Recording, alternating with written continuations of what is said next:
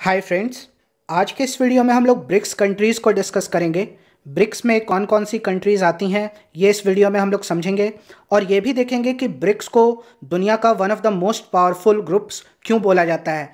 BRICS में दुनिया की 42% पॉपुलेशन रहती है, मतलब जितना भी दुनिया में पॉपुलेशन है उसका 42% इन देशों में रहता है। और ब्रिक्स आर्थिक दृष्टिकोण से भी, इकोनॉमिकल पर्सपेक्टिव से भी काफ़ी स्ट्रांग ग्रुप माना जाता है, क्योंकि दुनिया की जो अर्थव्यवस्था है उसका 24 से 25% ये देश कंट्रीब्यूट करते हैं, यानी करीब 19 ट्रिलियन US डॉलर के करीब इन देशों की अर्थव्यवस्था है। तो अर्थव्यवस्था के दृष्टिकोण से भी काफ़ी पावरफुल ग्रुप है ब्रिक्स। तो आज के इस वीडियो में हम लोग इस ग्रुप में क्या क्या अपॉर्चुनिटीज़ हैं, पोस्ट पैंडेमिक ग्लोबल ऑर्डर में ये क्या रोल प्ले कर सकता है और इस ग्रुप के साथ क्या क्या चैलेंजेस है, ये इस वीडियो में हम लोग समझेंगे। और इंडिया जो कि एक मेंबर है इस ग्रुप का, इसका इंडिया का क्या रोल होने वाला है ब्रिक्स में और ब्रिक्स के साथ आने वाले ग्लोबल ऑर्डर में। तो वीडियो में आगे बढ़ें इससे पहले बता दूं, मेरा नाम है आकाश और आप देख रहे हैं बैकबेंचर्स गुरु। अगर आप हमारे चैनल पे नए हो तो चैनल सब्सक्राइब कर लीजिए और नोटिफिकेशन का बेल आइकन प्रेस कर लीजिए ऐसे ही करंट अफेयर्स और जनरल नॉलेज वीडियोस के लिए। तो सबसे पहले हम लोग समझेंगे ब्रिक्स क्या है। ब्रिक्स 5 देशों का एक एक्रोनिम है, जिसमें B ब्राज़ील के लिए है, R रसिया के लिए, I इंडिया, C चाइना और S साउथ अफ्रीका के लिए है। तो ये 5 देशों का एक ग्रुपिंग है जिसको शॉर्ट में ब्रिक्स बोला जाता है। अब मैप में देखिए ये देश कहाँ कहाँ पे हैं। ब्राज़ील एक साउथ अमेरिकन कंट्री है, रशिया यूरेशिया में आता है, चाइना और इंडिया एशियन कंट्री है और साउथ अफ्रीका जो है वो अफ्रीका में आता है। तो ये 5 देश हैं, ये 5 देश ब्रिक्स को बनाते हैं। ये स्टार्टिंग से ही ऐसा नहीं था, ये स्टार्टिंग में ब्रिक के रूप में जाना जाता था, BRIC। उसके बाद 2010 में जब साउथ अफ्रीका ने इसको ज्वाइन किया, उसके बाद से ये ब्रिक्स के रूप में देखा जाने लगा, ब्रिक्स के रूप में लोग इसको जानने लगे। तो 2010 में साउथ अफ्रीका ने ज्वाइन किया था। ये ब्रिक बनाने की शुरुआत 2006 में न्यूयॉर्क में, जब इन 4 देशों की जो BRIC हैं, ब्राज़ील रसिया इंडिया चाइना, ये 4 देश के फॉरेन मिनिस्टर की मीटिंग हुई थी न्यूयॉर्क में 2006 में। इसके बाद इसके बनने की संभावना बनने लगी और इसके फर्स्ट फॉर्मल मीटिंग के बाद इसका 2009 में ये पिक्चर में आया और 2009 से हर साल ब्रिक्स की एनुअल मीटिंग होती है। 2010 में साउथ अफ्रीका ने ज्वाइन किया दिसंबर में। जैसा कि मैंने आपको बताया, इनकी combined GDP 19 trillion US dollar के करीब है और 2020 में ये और बढ़ जाएगा, लेकिन हो सकता है कॉन्ट्रैक्शन भी हो क्योंकि दुनिया में एक महामारी चल रही है। तो लास्ट ईयर के डेटा के अनुसार करीब 19 ट्रिलियन की इकोनॉमी है और जो कि दुनिया की अर्थव्यवस्था का 24% है। फिर इसके पॉपुलेशन जो है 42% ऑफ द वर्ल्ड्स पॉपुलेशन इन देशों में लोग रहते हैं और एरिया ये कवर करता है 27%। जो टॉप 10 लैंडमास है दुनिया में, जो टॉप 10 लैंडमास वाली कंट्रीज़ हैं उसमें से 4 देश जो हैं उसमें आते हैं, जिसमें ब्राज़ील है, रसिया है, इंडिया है, चाइना है। ये 4 बहुत बड़ा लैंडमास कवर करते हैं, इसलिए दुनिया का ये 27% लैंड सरफेस कवर करता है। तो ये थी इसकी जियोग्राफिकल और हिस्ट्री की बात। अब आते हैं इसका क्या मकसद है। ब्रिक्स को बनाने का मकसद था कॉमर्शियल कोऑपरेशन, सोशल, कल्चरल और पॉलिटिकल कोऑपरेशन इन 4 या 5 देशों में। इन 4-5 देशों में सोशल, कॉमर्शियल और पॉलिटिकल, उसके साथ साथ कल्चरल कोऑपरेशन को बढ़ाने के लिए ये ग्रुप पिक्चर में आया था। और ये ग्रुप का मेन काम यही था कि इन देशों में फाइनेंशियल कोऑपरेशन को बढ़ाया जाए, क्योंकि 2008 में एक ग्लोबल रिसेशन आया था। उसके बाद 2009 में ये देखिए पिक्चर में आया। इन देशों ने आपस में व्यापारिक सहयोग बढ़ाने का सोचा और फाइनेंशियल आर्किटेक्चर को मजबूत किया। तो ब्रिक्स देश आपस में फाइनेंशियली काफ़ी ज़्यादा कोऑपरेशन करते हैं, कल्चरल कोऑपरेशन को बढ़ाते हैं, पीपल टू पीपल टाइज पे ध्यान देते हैं और हर साल करीब 15 से ज़्यादा मिनिस्टीरियल मीटिंग्स होती है इन देशों के मिनिस्टर के बीच। तो 15 से ज़्यादा मीटिंग्स, 100 से ज़्यादा डायलॉग्स इस ग्रुप में आपको देखने को मिलेंगे। तो फाइनेंशियल आर्किटेक्चर कैसा था? दुनिया में डॉलर का जो प्रभाव था वो काफ़ी बढ़ गया था। तो डॉलर अगर वीक होता है तो दुनिया की अर्थव्यवस्था चरमरा जाती है। तो इसी को, डॉलर को के प्रभाव को कम करने के लिए इन देशों ने आपस में व्यापारिक सहयोग बढ़ाने का सोचा। वर्ल्ड बैंक और IMF जैसे संगठन का वर्चस्व था लोन देने के क्षेत्र में। तो इन देशों ने अपना एक बैंक स्थापित किया जिसको ब्रिक्स डेवलपमेंट बैंक पहले बोलते थे, अब ये न्यू डेवलपमेंट बैंक के नाम से जाना जाता है। न्यू डेवलपमेंट बैंक पिक्चर में कब आया? न्यू डेवलपमेंट बैंक पिक्चर में आया 2012 में, और 2014 में ये फॉर्मली अनाउंस किया गया ब्रिक्स देशों के द्वारा। तो न्यू डेवलपमेंट बैंक का काम क्या है? इन देशों में इंफ्रास्ट्रक्चर प्रोजेक्ट के लिए लोन देना और इंफ्रास्ट्रक्चर प्रोजेक्ट्स को बढ़ावा देना।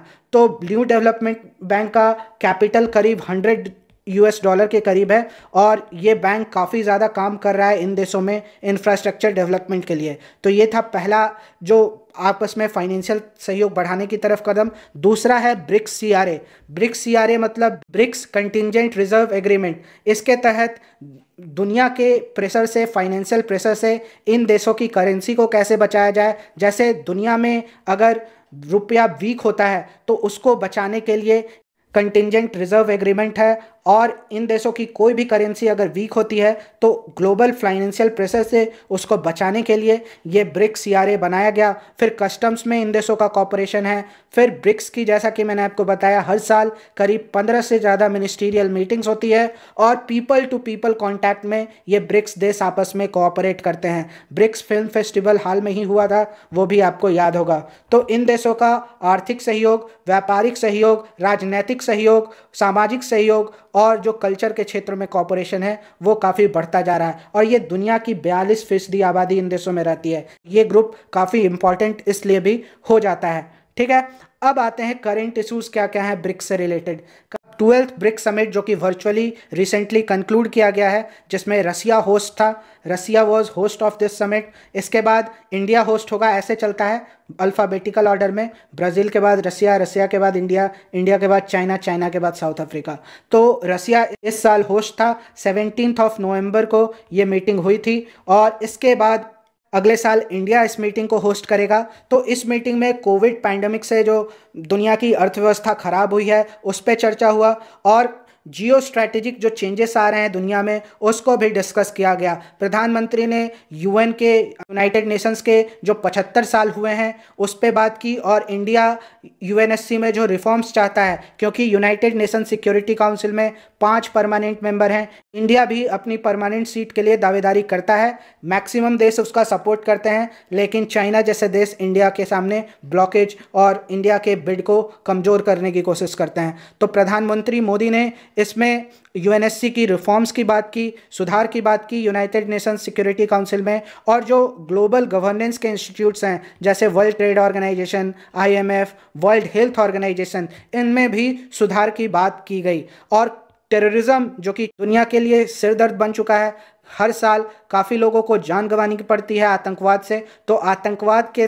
खिलाफ लड़ाई के लिए भी प्रधानमंत्री मोदी ने ऑर्गेनाइज्ड अप्रोच, संगठित तरीके से उसके खिलाफ एक अप्रोच लाने के लिए इन देशों से अपील की है इस मीटिंग में। ठीक है, तो टेररिज्म को काउंटर करना और ऑर्गेनाइज्ड अप्रोच टेररिज्म के खिलाफ, इसकी भी वकालत इंडिया करता है। और ट्रेड को बढ़ाना, क्योंकि दुनिया में महामारी की वजह से अर्थव्यवस्था खराब हो चुकी है, तो आपस में अगर ये देश सहयोग करेंगे तो उससे इन देशों का भी फायदा होगा और दुनिया का भी फायदा होगा। उसका एग्जाम्पल दिया प्रधानमंत्री मोदी ने आत्मनिर्भर भारत का। इंडिया का आत्मनिर्भर भारत दुनिया के लिए नए ट्रेड अपॉर्चुनिटीज़ खोल के रखेगा, और इंडिया इन देशों के साथ ट्रेड को बढ़ाना चाहता है। और इंडिया के जो फार्मास्यूटिकल कंपनीज़ हैं उनका रोल भी, पैंडेमिक के दौरान बहुत सारे देशों को दवाइयों की ज़रूरत थी, और पैंडेमिक के बाद जो इंडिया की फार्मास्यूटिकल कंपनी जो वैक्सीन के लिए काम कर रही हैं उनका भी रोल काफ़ी अहम हो जाएगा। तो इसलिए इंडिया ब्रिक्स में अपने रोल को देखता है और ब्रिक्स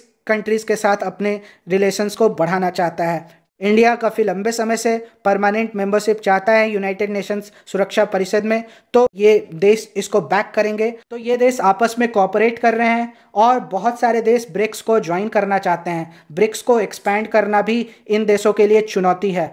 और भी चुनौती हैं, जैसे चाइना इंडिया का LAC पे विवाद चल रहा है, लेकिन वो इसमें डिस्कस नहीं हो सकता क्योंकि बायलैटरल मुद्दों को डिस्कस नहीं किया जा सकता है मल्टीलैटरल फोरम्स में। तो Afghanistan, Argentina, Indonesia, Mexico, Turkey जैसे देश भी ब्रिक्स को ज्वाइन करना चाहते हैं। और जो LAC पे कन्फ्रंटेशन चल रहा है, ये पिछले 10 दिन में 2 बार प्राइम मिनिस्टर मोदी और चाइना के प्रेसिडेंट शी जिनपिंग दोनों आमने सामने हुए, वर्चुअल समिट में ही सही, अभी एससीओ का समिट हुआ था उसमें आमने सामने हुए, लेकिन बायलैटरल मुद्दों को नहीं इसमें डिस्कस किया जा सकता है। तो रसिया जैसी कंट्रीज इस पर नज़र बनाई हुई हैं, और ब्राज़ील में जो है वो ब्राज़ील डोमेस्टिक क्राइसिस से जूझ रहा है। ब्राज़ील में कोविड के केसेस भी काफ़ी ज़्यादा हैं, और जायर बोल्सोनारो जो वहाँ के प्रेसिडेंट हैं वो भी डोमेस्टिक प्रेशर झेल रहे हैं। और साउथ अफ्रीका का इंडिया का काफ़ी हिस्टोरिकल टाइज हैं, और साउथ अफ्रीका और इंडिया काफ़ी ज़्यादा ट्रेड में कोऑपरेट करते हैं, और काफ़ी ज़्यादा इंडियंस साउथ अफ्रीका में काम कर रहे हैं। तो ये थे कुछ चैलेंजेस, और पोस्ट पैंडमिक ग्लोबल ऑर्डर में ब्रिक्स देशों का रोल काफ़ी अहम हो जाता है। ये जो लीडर्स आप देख रहे हो अपने स्क्रीन पे, आने वाले जो डिकेड होगा ये तय करेंगे। ये जो लीडर्स हैं, ब्राज़ील के जायर बोल्सोनारो हैं, रसिया के व्लादिमीर पुतिन, इंडिया के प्रधानमंत्री मोदी हैं, चाइना के शी जिनपिंग, और साउथ अफ्रीका के सिरिल रामफोसा। ठीक है, तो होप करता हूँ आपको ब्रिक्स पे ये वीडियो पसंद आया होगा। ऐसे ही वीडियो देखने के लिए चैनल को सब्सक्राइब कीजिए। वीडियो यहाँ तक देख लिया तो लाइक ज़रूर कीजिए। मिलते हैं किसी नेक्स्ट वीडियो में, तब तक के लिए कीप लर्निंग एंड जय हिंद।